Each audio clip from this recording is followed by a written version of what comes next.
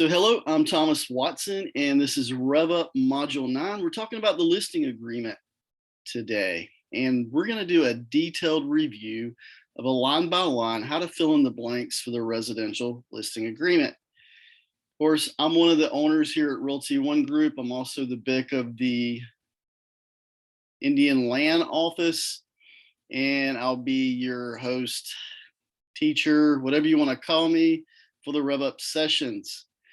So give me just a minute.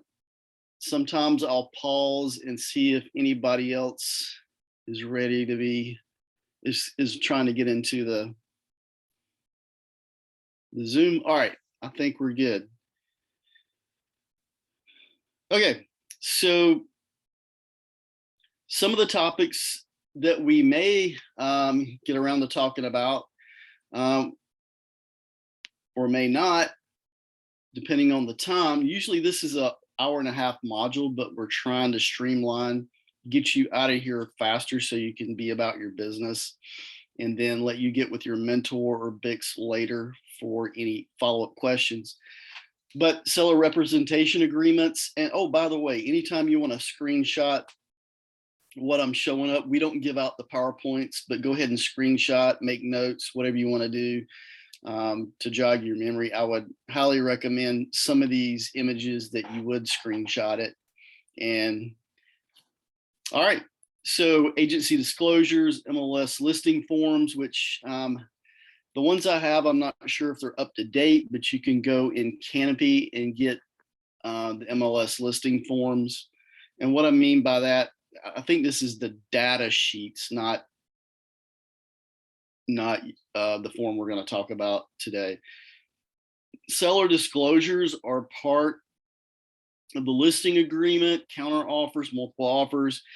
I need to take that out. We cover that under the buyer section. So let's start. What do we do first thing when we're talking about any contract? Well, download it, or you need to download your contracts and go over them line by line. What I recommend doing is getting a highlighter, taking, for example, the listing agreement, going through it and highlight anything that you don't understand or have an answer for. And then you can go over this with your mentor or your BIC, and just to make sure that you understand what the contract is saying, so that when you get in front of a client, you will give them the right information. So the key is understanding what each clause means. Now, let me clarify. Your job is not to explain the legalese, it's to read it. Okay, we are not attorneys, we can't practice law. So we don't explain the legalese, we basically read it. But because we're smart like that, we paraphrase and we tell our clients what it means. Okay. We don't practice law, but we tell them what it means in a paraphrase. Okay. Your ability to explain the contract to your clients will give them confidence in you. Plus, hey, they will see you as the knowledge area expert, market area expert. And we're not going to do this here on the Zoom, but I want you to practice writing the listings on a variety of property types and price ranges. By the way, for those of you who are in the mentor program, this is part of your mentor checklist. So you'll practice writing, or for real, do some, fill out some contracts, single family, multifamily. All right, let's move on. So because I'm not using PowerPoint this full session, this is the end of our PowerPoint, but the end of every session, we talk about the one habit. So this is where I'd like for some of our agents who have been on with us, could you unmute someone and explain what the one habit is?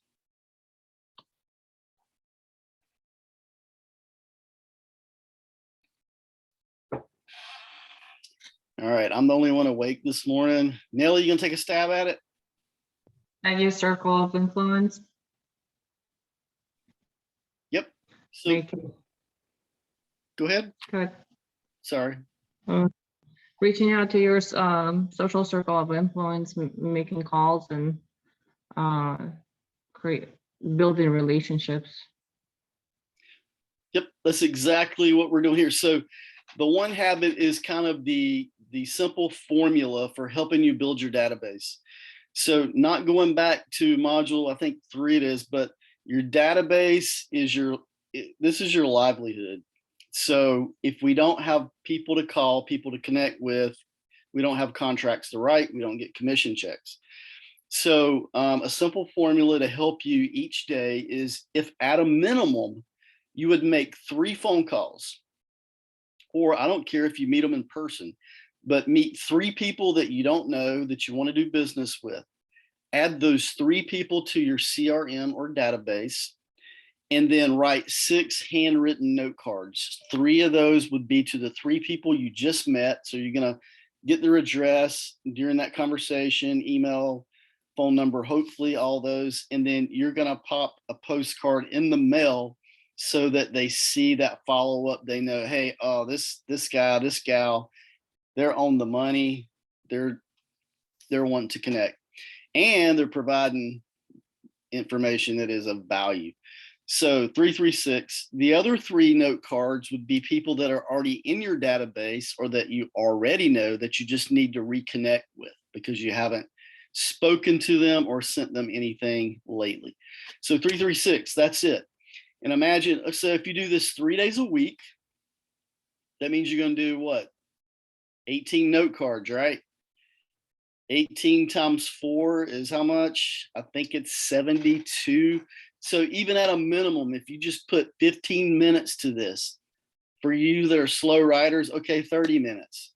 30 minutes a week, 2 hours to get out 72 postcards, that's huge. The average agent will never do this. That's why we teach it. So we want you guys to be above average. You're going to go out there and kill it. So, all right, let me end my PowerPoint.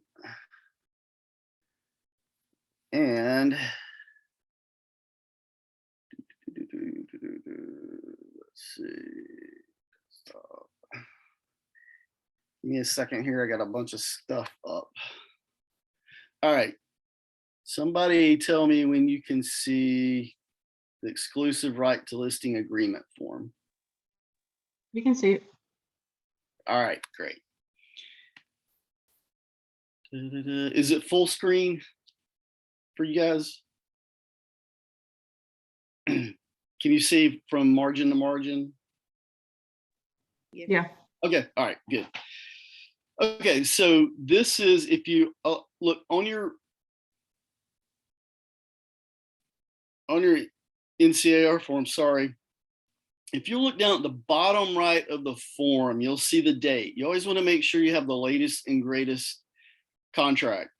You don't want to pull an old form out of Zip Forms, or there shouldn't be any in SkySlope, but you just don't want to make sure you go and pick up an older form. You want to have the updated. So I believe this is the updated listing agreement from July of last year.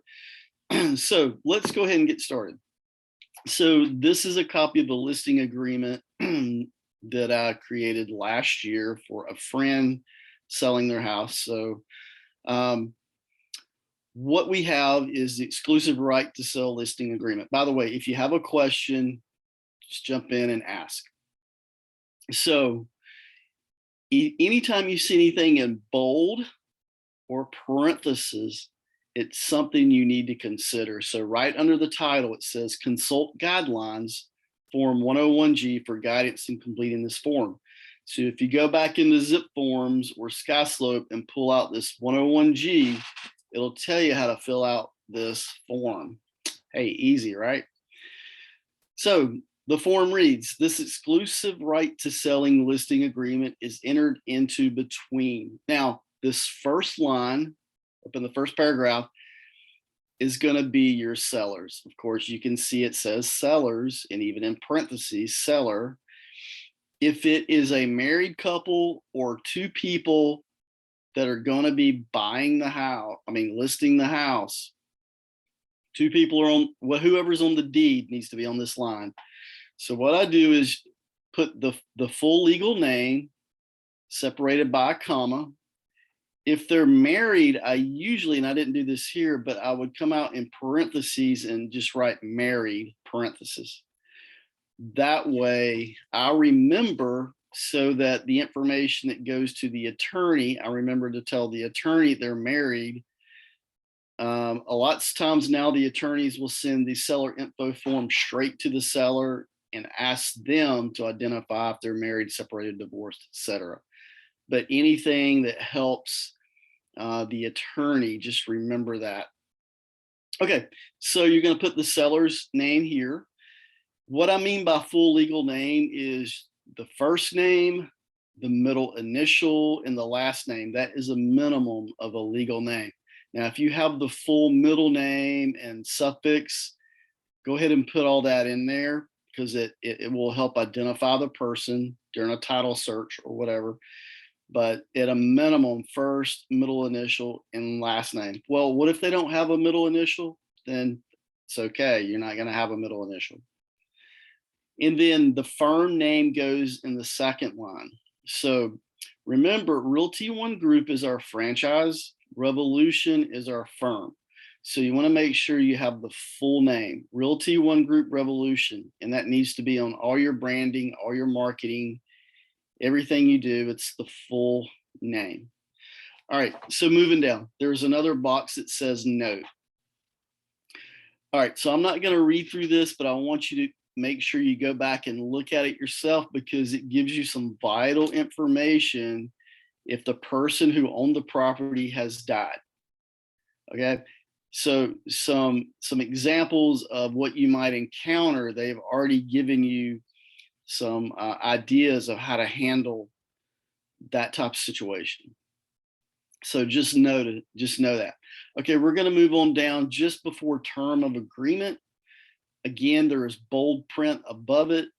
It says seller represents that as of the effective date. Now, let me ask, who can tell me what the effective date is? The date the last person signs? Yep.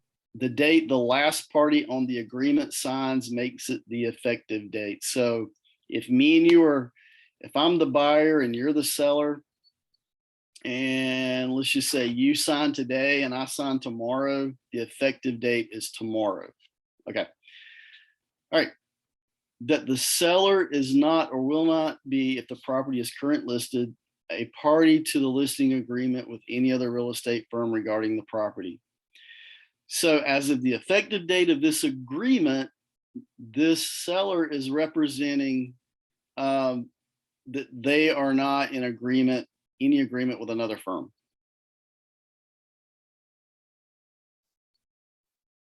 Now, why would the real estate commission want us to know this, or verify or clarify this? Those of you who just got out of real estate school. Let's see.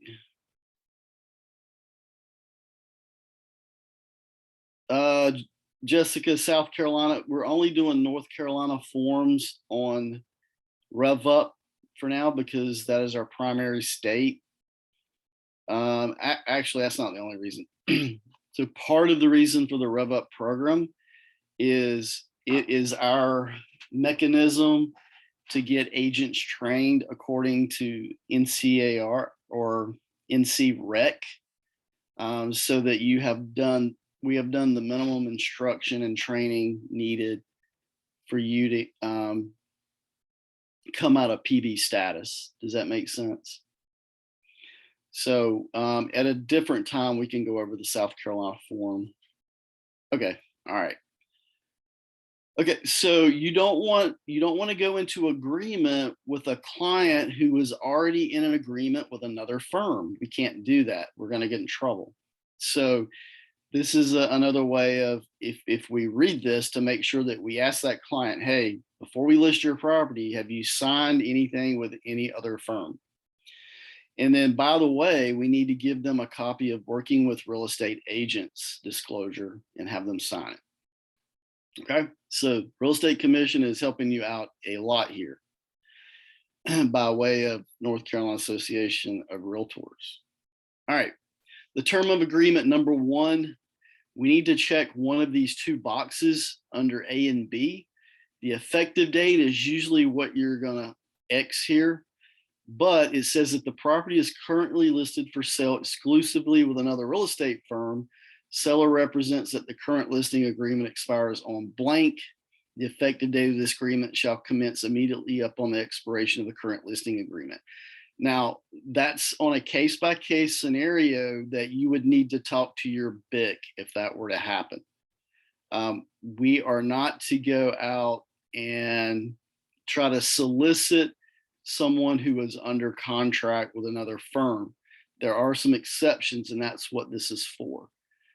So practically, the first box, the effective date of this agreement, is one that's going to be X'd or checked.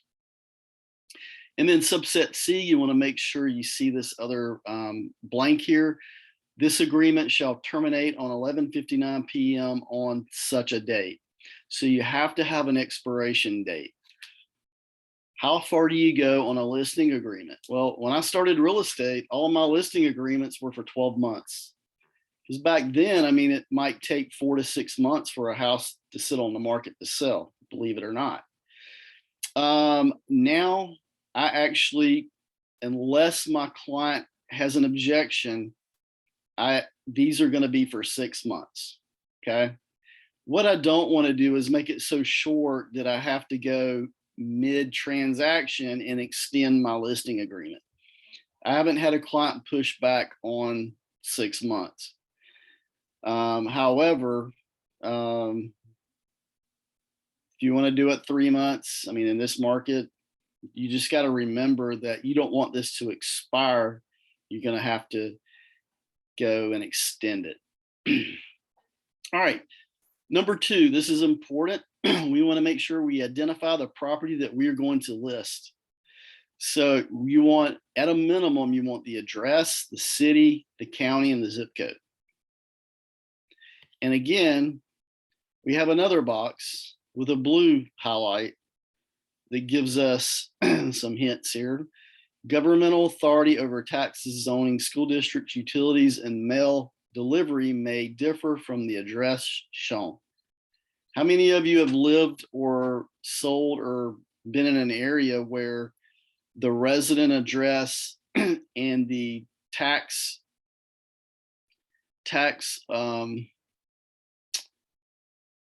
where you pay your taxes was a different city or location than the address? It's going to happen. Monroe, North Carolina, between Monroe and Indian Trail, there's a lot of that.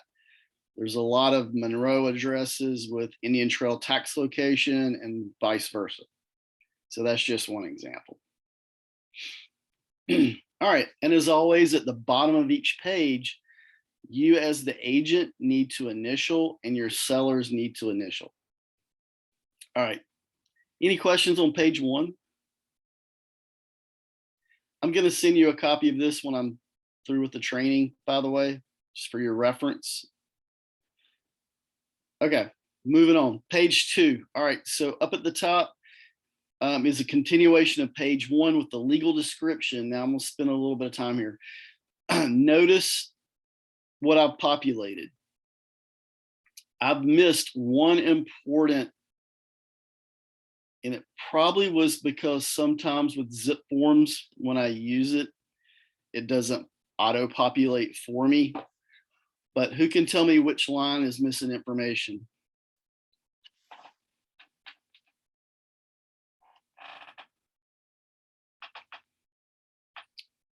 Yeah, are y'all sleeping on me today?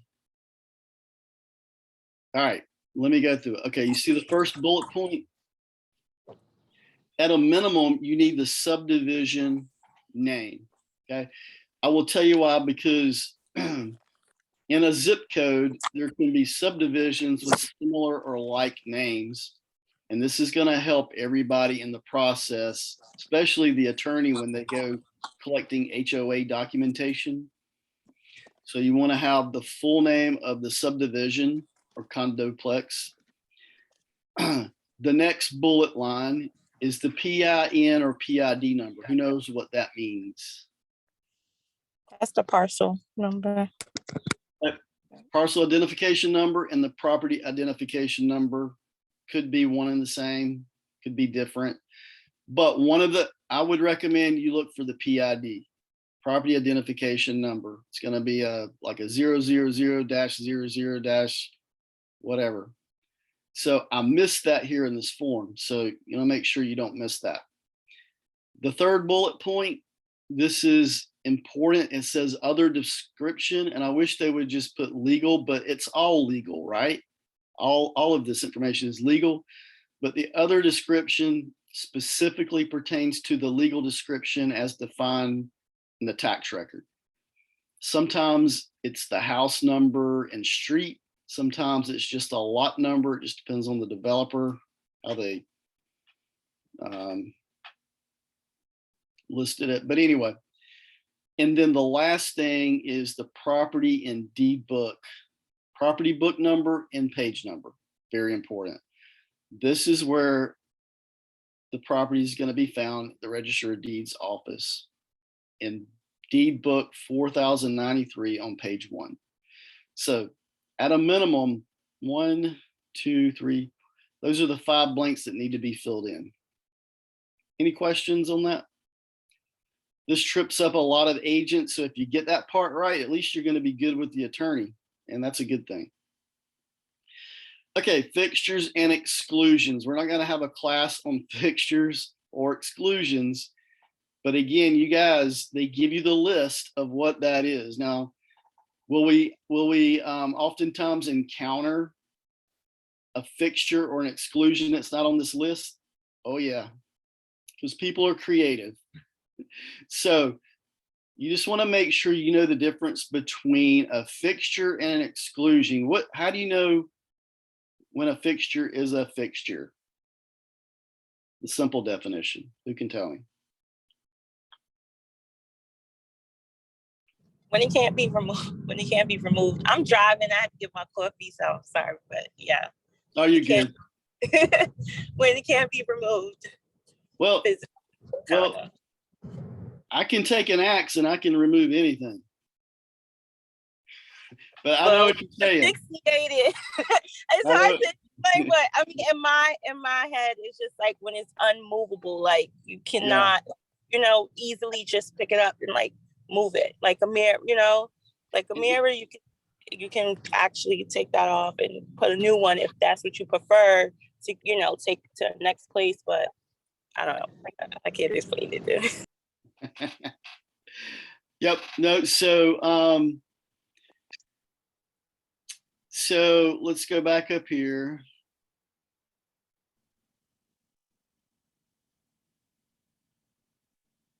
Doesn't really tell me what I want. Let's see who's texting. Yep. So attached, affixed, permanently attached. Those are the things you want to look out for. So things that are, when they're attached, they become part of the property. So a curtain rod, you can lift up and remove it. It's not attached. A refrigerator, it is plugged in, but that's not considered attached. It's movable. Things that need to stay. For example, something I used to see quite a bit back in the day was a family heirloom chandelier. A chandelier is a fixture. It's attached to the ceiling. So if the seller wants to keep it, I've always advised them take it down and replace it before you list the property. However, if you're going to keep it up during the showings, we need to make sure I note that in the listing agreement that it's staying with the seller. And then when it comes to the MLS paperwork, that in the remarks, we let the buyer agent and the potential buyer know that chandelier is not going to convey with the property. Anyway, I'm not going to spend any more time on that because that's a whole different class. The next, okay, so we got a bunch of subsets here, but Subset D, items leased or not owned. If there's nothing to list here, if there's no satellite dish on the property, we're going to put NA, not applicable. You don't want to leave blanks. The same thing for subset E, other items that do not convey. If there's nothing to put in the blank, put NA. You could put none, but I would put NA. Moving on, number 4, personal property. Usually, especially when there's an occupied property, there's going to be personal property.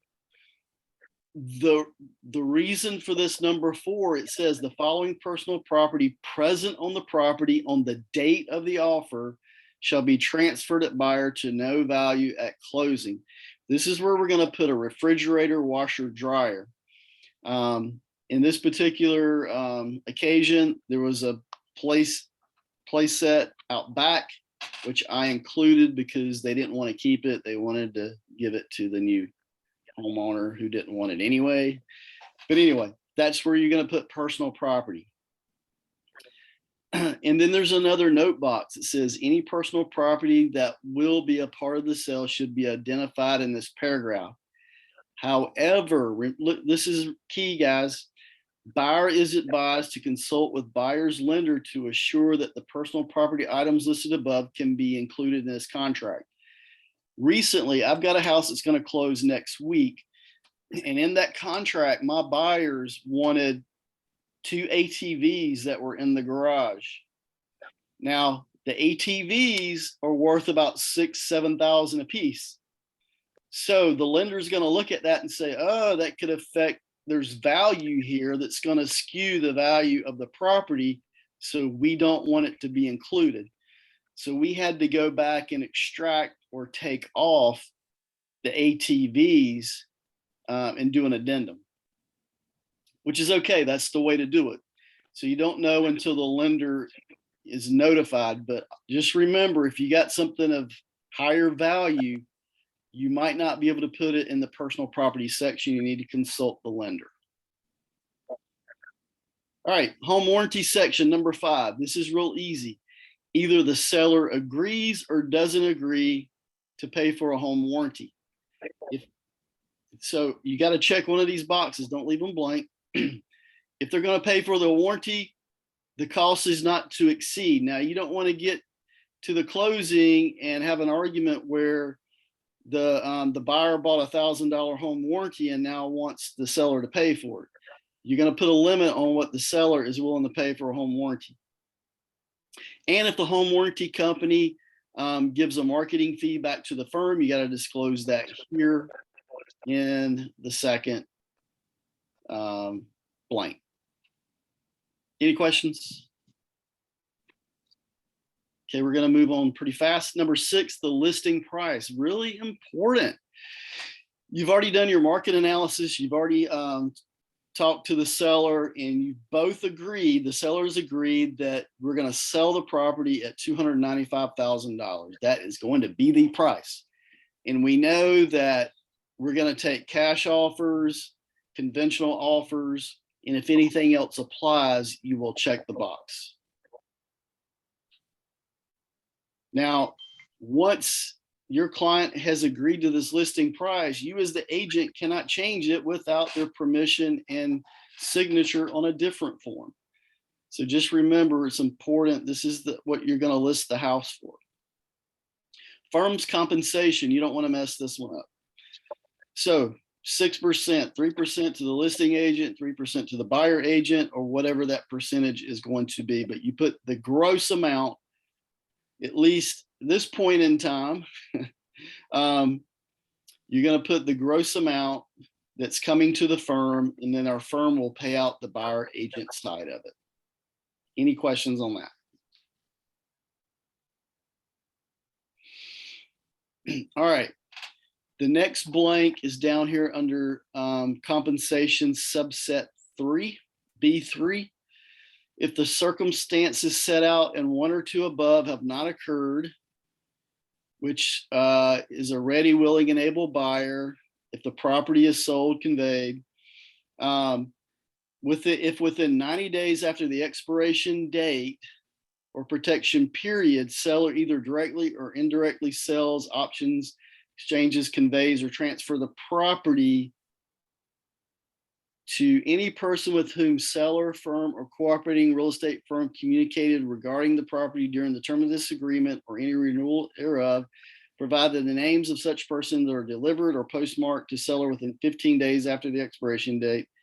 However, seller shall not be obligated to pay the fee if a listing agent agreement is entered into between the seller and another listing broker and the property is subsequently sold. So this is kind of a protection period for you that if 90 days after your listing expires, they go back and sell it to someone who you showed the property to, they owe commission. Does that make sense? Sometimes it holds up, sometimes it doesn't, but if you leave this blank, you're not going to have that protection period. Sometimes, and it depends on kind of the BIC of the firm, but when you have a listing and you get in a dispute with the seller and they say, well, I want to end the listing. Depends on how we look at it. We could say, no, Mr. Seller, you're going to finish out the terms of the listing agreement. If they say, well, we're going to go to court, well, we may decide, well, we may drop your listing. That's totally up to the BIC. Sometimes the BIC will have to reassign the listing to another agent because you as the agent aren't getting along with the seller. Remember, the listings belong to the firm.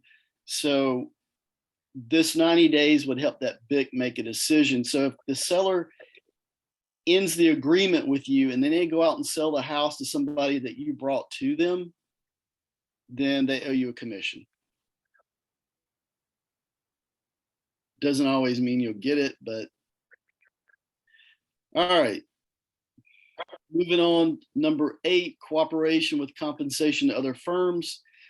Right now, you want to remember to X the middle phrase, cooperate with buyer agents representing the buyer and offer them the following compensation, whatever that is. It's a percentage of the gross sales price or a dollar amount. Usually we put the percentage of the gross sales price. So you want that middle section, cooperating buyer agents. This is where we're letting them know we're actually letting the seller know we're going to give 3% to a cooperating buyer agent that brings us a buyer for this listing. Okay. Moving on down. Okay, page 5. Okay, this is important. So page 5, under this warning box. By the way, when you see a warning box in red, that means warning. Buyer's letters to seller. So the Real Estate Commission frowns on love letters.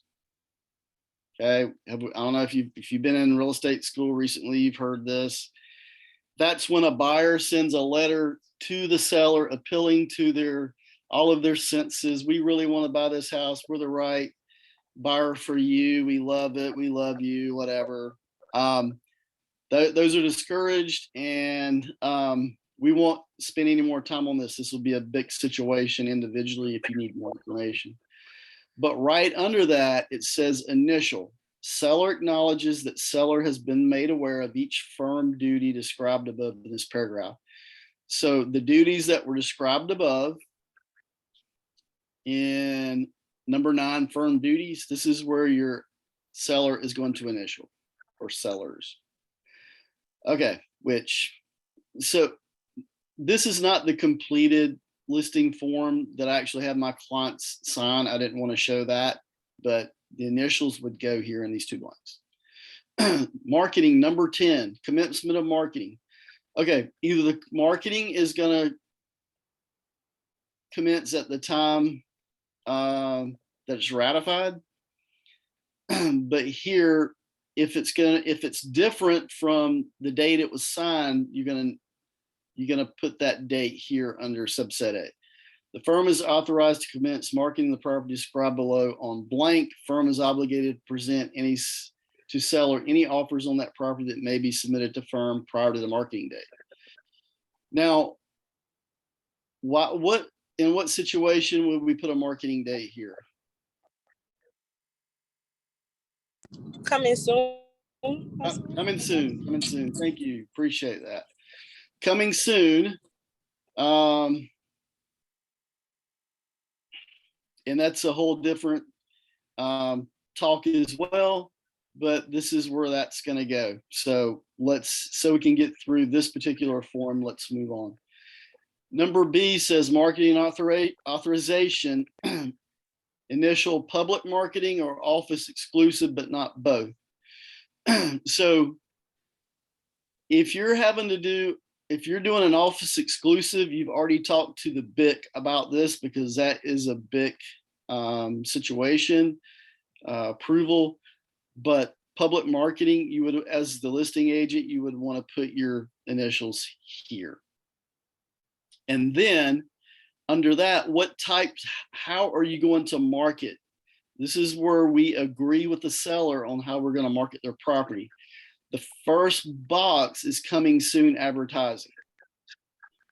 If you look at what it says, coming soon advertisement, to market the property is coming soon, commencing on the marketing date, which we just talked about up here under 10A, in any media. So anyway,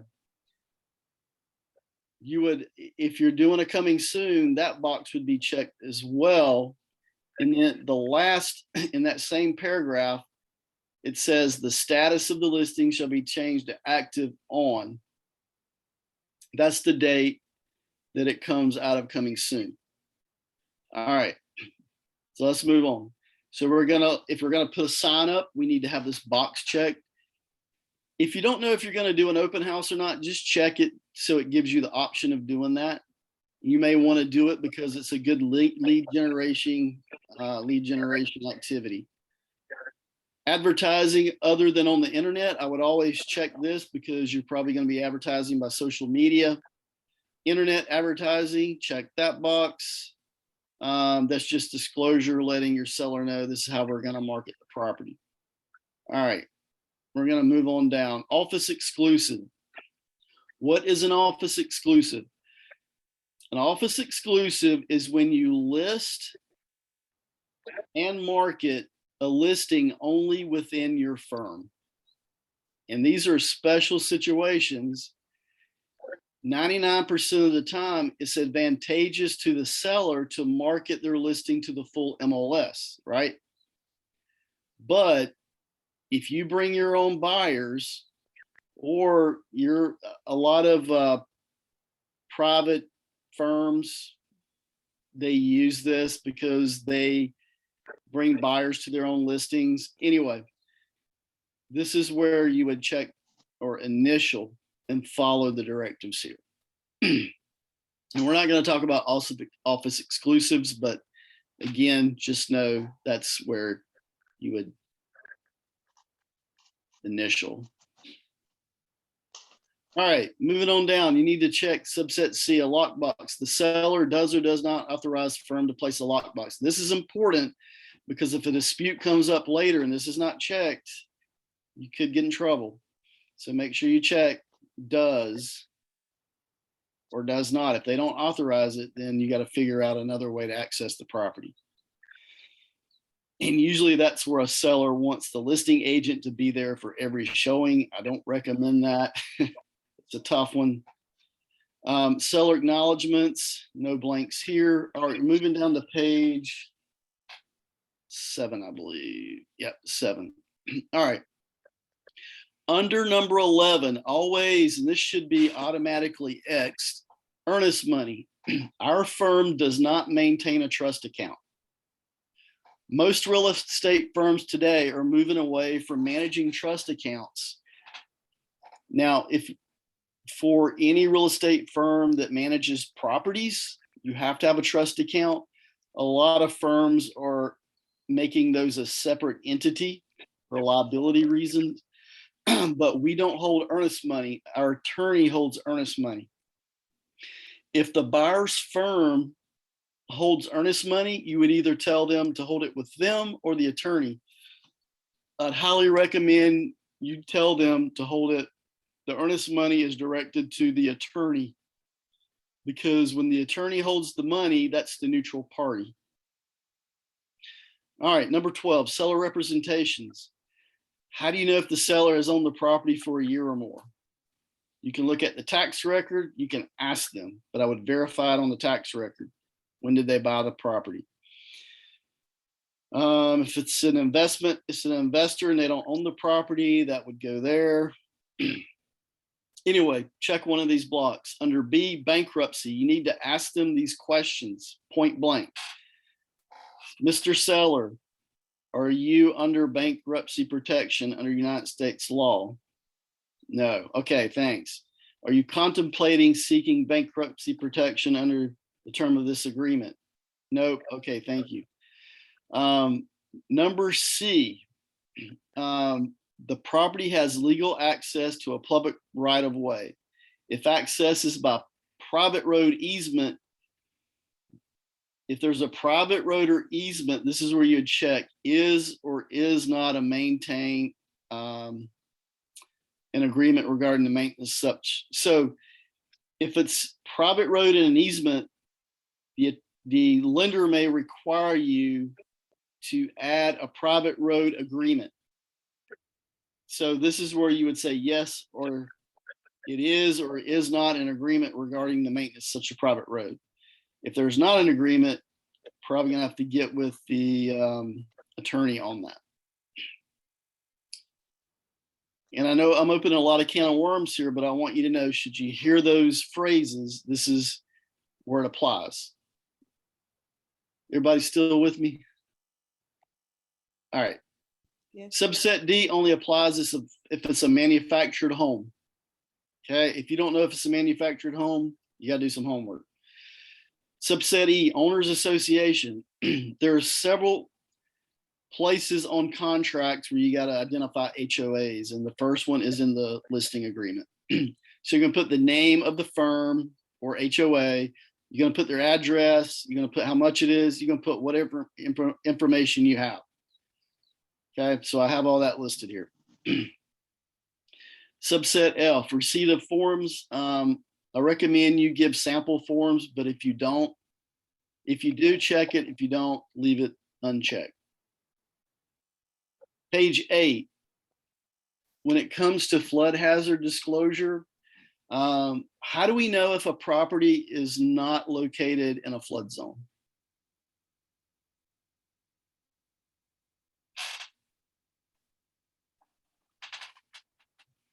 How are we going to verify if a property is in a flood zone or not?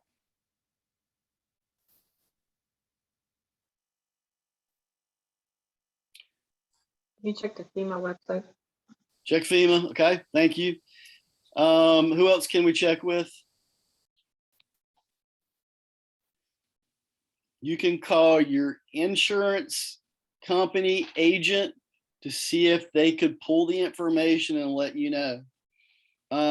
What you don't want to do is rely on the word of the seller. Half the time they have no idea if their property is touching a flood zone or not.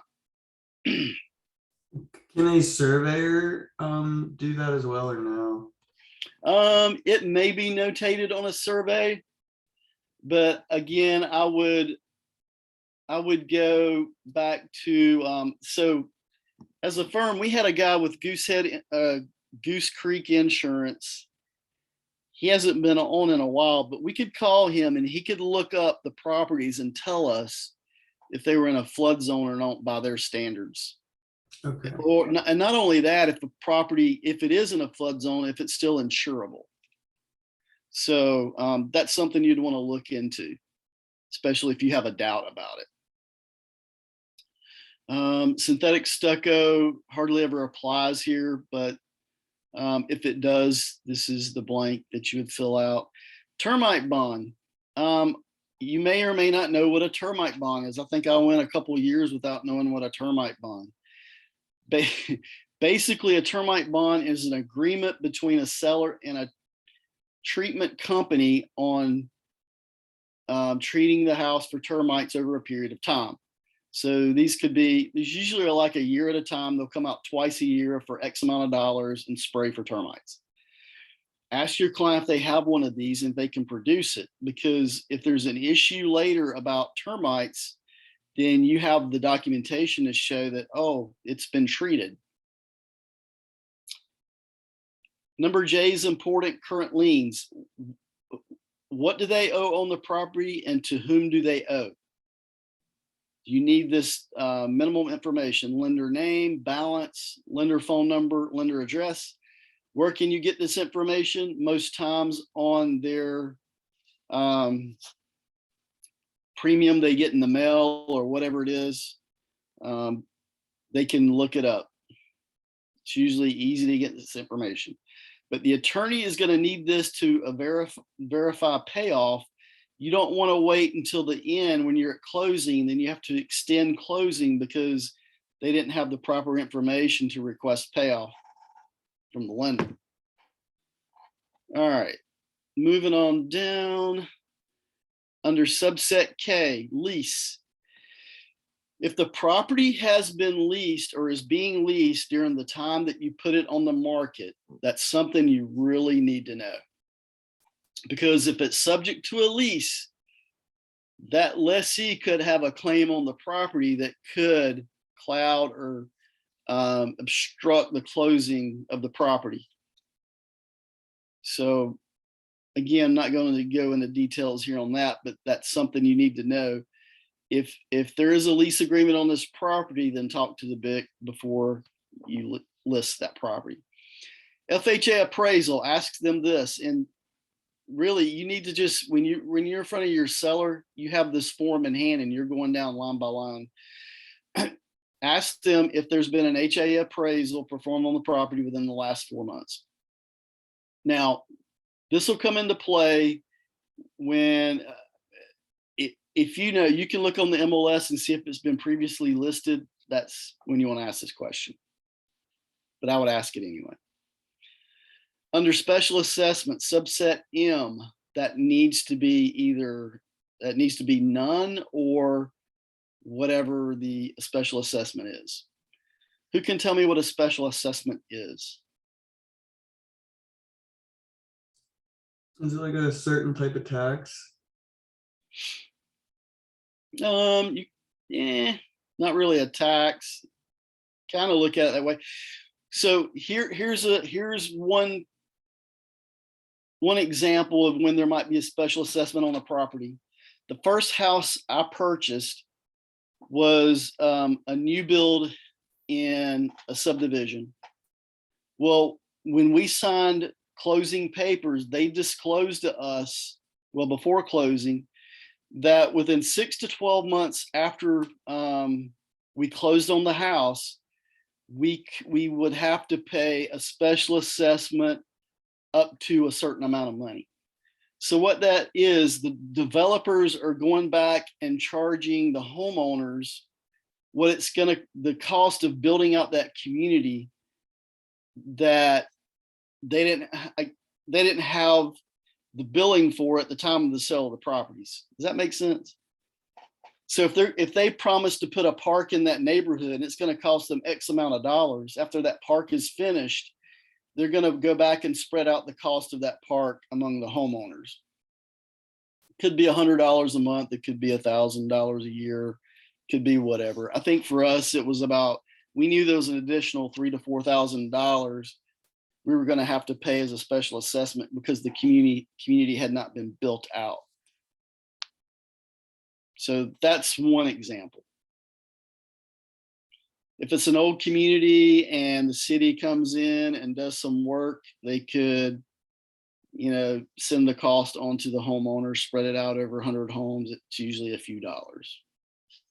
Anyway, fuel tanks, subset N. You need to ask if there's a fuel tank on the property and what its location is. If it's a below ground fuel tank or any kind of tank, that is a signal to you that, hey, you need to do some investigation. If it's an older house and it has an oil tank underground, if it has oil in it, it's got to, It's got to be removed, remediated, etc. That's additional cost to the homeowner and could and most likely will affect the sale of the house. Nobody wants an old oil tank under their property, but there are ways to remediate that. All right, let's see. We're almost done here. Let's see, we're on page 10 of the listing agreement. Okay, under home inspections, number 14, you just need to disclose whether the seller agrees or does not agree to obtain and pay for a home inspection prior to the listing. Most times they're not, but if they did, this is where you would put an X. Some sellers, especially on higher end properties, they want to do a home inspection just as in this market, you don't really have to do it, but just as an attraction to the buyer. Under number 16, additional terms and conditions. Now, this is where you can fill in this blank. This is one of the only or few times as an agent you can fill in we can fill in blanks, but we can put anything additional here. Like, for example, from time to time, if I'm working with a military veteran, sometimes I will offset or give them a reduction on my commission, and that's where I would notate that here. If there's anything else about the sale of that house, just talk to your BIC and it may apply right here. Dual agency, you need to understand dual agency, and when it comes time, have your client's initial whether or not they agree or do not agree to dual agency. That's the blanks here on page 11. So dual agency and then designated agency. So just understand one or both of those need to be filled out if it applies. And then that brings us to page 12. The only thing here is the wire fraud warning, which I would just understand and in one sentence, let your client know what this means, that we're going above and beyond to stay away from wire fraud. So that means the attorney may be collecting information by other means. And then your signature page is page 13. So I'm going to close this out here. So the signature page needs to be filled out in its entirety as it applies. Again, the legal name of the seller, their signature is going to go here, and then you need that date here as well. Don't just go by the signature date, put in another date as well. Their contact information, a minimum of cell and email. And then if they are a corporation, instead of going up here in individual names, the corporation name would go here in the middle. And then the bottom section is the firm information. Make sure this is filled out in the entirety as well. Firm name, license number. If you're a full broker, you put your phone number here. If you're a PB, you put your phone number and the firm number. Provisional brokers, until you reach full status, you have to list the firm phone number, firm address, firm name. Well, we all have to do the firm name, but anyway, the buy blank here would be you, the agent, your individual license number, and pay attention to whether you're, if this is a North Carolina form, make sure you don't put your South Carolina number on there, okay? Agent phone number, email, date. That was really fast. I apologize, trying to stay within the hour time slot. What questions do you have for me before we close it out?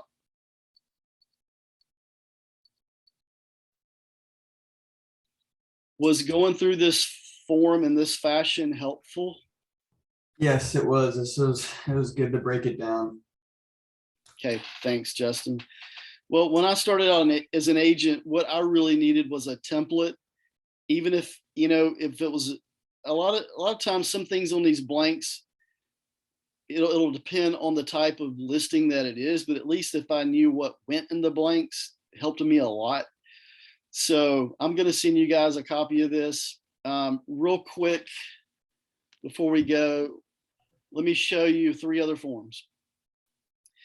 Another form you're going to see quite a bit, and it goes with the listing, is the mineral oil and gas form. Sometimes it'll be listed as the OMG, oh my God. No, it's not oh my God, it's oil, mineral, gas. So what needs to be filled out for the seller side is they need to do the right side. They need to check yes, no representation, yes, no, or no representation as it applies, and then they sign it. Then when it comes time to send this to a buyer, or a buyer pulls it down, they're going to come on the left side and initial and then sign.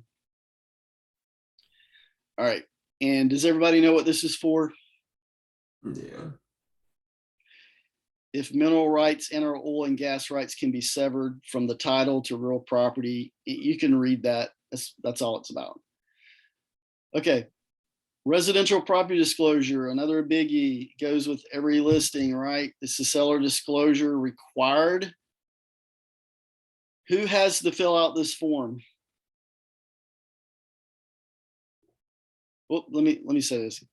The seller. Anybody that's selling a house, if you're a licensed real estate agent selling your own house, do you have to fill out this form?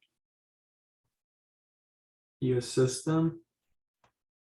No, if you, the agent, are selling your own house, do you have to fill out this form? Oh, yeah. Yes. It used to be that as licensed agents, well, let me just, I'll get to it. So page 1, basically, I just call it the signature page. It's up front. So the property address, owner's name, and then later the buyer will sign at the bottom. But the seller, the seller is supposed to fill this out themselves.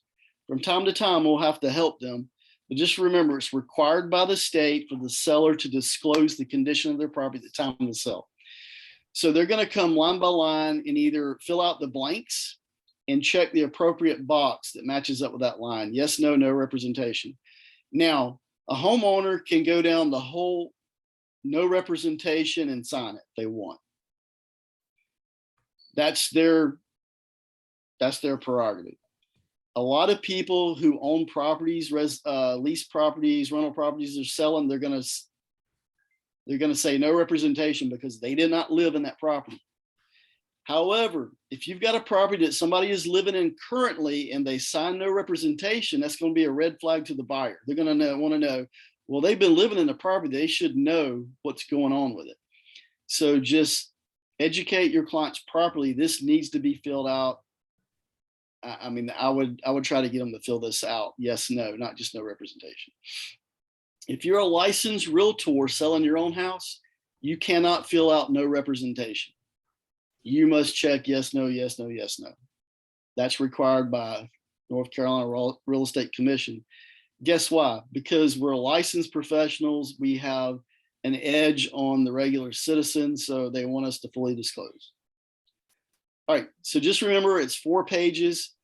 The pages 2, 3, and 4 have initials and dates on the last page. The other form I want to point out to you is the professional services disclosure election. Whether you're listing a property or helping a buyer, this is your CYA form for both you and me and the firm. So this should be attached to any transaction that you have, buyer or seller. So address, buyer or seller's name, and then firm name. And then here's how this works. The list of services on the left column, as they apply, come over to the right, and you're going to ask your client, do you want this service or not? Waived, they initial under waived. Selected, they initial under selected. Now on the first one, accountant, I usually just put waived and just get them to sign it. That we are not gonna, in most cases, we just refer, right?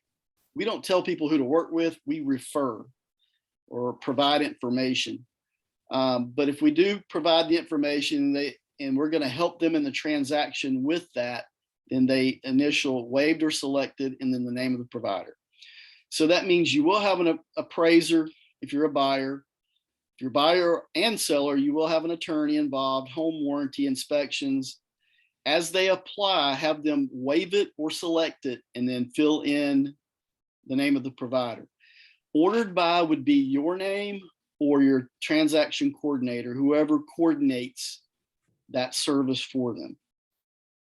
Now, why do we need this form signed by the buyer or seller? Because I'll tell you, several years ago, a friend of mine in Union County, I sold him a house. We're still friends, by the way. Sold him a house like 10 years ago. It's probably $450,000 house. He waived the survey. About 3 months after he bought his house, he called me, "Tommy, you sold me a house. The driveway is encroached on by the adjacent property. They've got bushes on, 3 feet of my land." I was like, "Well, so-and-so, remember we talked about that survey and you declined to pay for one? Well, sorry." I mean, I didn't say it like that, but so this could keep you out of a lawsuit and or some hot water by clearly identifying the services that are going to be selected during the transaction by the buyer or seller. It just helps. And as the BIC, we require you to have this form, and it'll take an additional maybe 5-10 minutes to fill it out, but it will save you. So if you don't understand it, get with your mentor or BIC and we can go over this a little more closely. But hey guys, that's all I have for you today. Well, Last minute. thank you, Thomas. That was very informative, and I appreciate it. Oh, my pleasure.